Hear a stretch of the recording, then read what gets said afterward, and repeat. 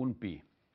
Un pi és un altre dels poemes d'aquest llibre que quasi bé tots ells estan situats en un paisatge que jo estimo molt, que és el paisatge del Delta de l'Ebre, on tinc una casa, tenim una casa, on hi passem els estius des de fa 17 o 18 anys, i en aquella platja immensa que fins i tot dona lloc perquè hi hagi miratges, no?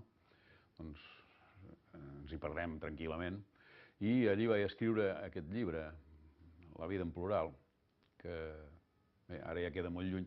Com podeu veure, el poema que he llegit abans, per exemple, de l'aniversari, on es parla d'un vell, doncs ja cada vegada m'hi acosto més, no? Vull dir que, esclar, quan fa 20 anys escrivies això, no et pensaves que arribaries a ser autènticament el protagonista, no?, d'aquests poemes.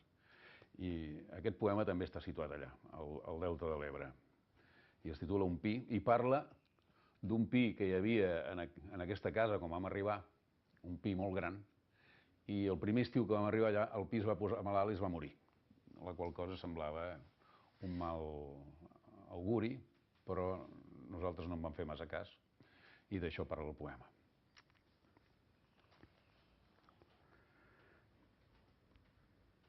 Va créixer solitari a la terra arenosa d'un jardí que s'havia de vendre. No va ser mai el símbol d'una casa, l'arbre d'ombra fecunda que enraona amb els vells i fa somiar els nens amb besavis remots de pell d'escorça.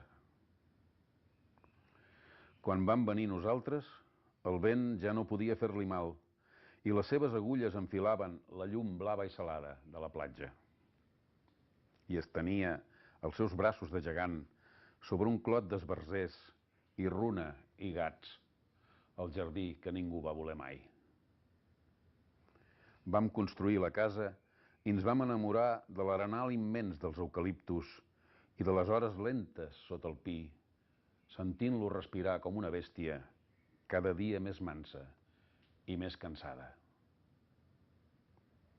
No va viure ni un any. Tu deies, el pi es mor, i parlaves fluixet amb el seu tronc, perquè encara esperaves que el salvés algun miracle de la primavera. Però no hi ha miracles, ni pels arbres. Ja era llenya seca, i el vam tallar. I no l'hem deixat ser cap presagi de res, només un pi, tendresa vegetal, que serà foc i cendra quan arribi l'hivern.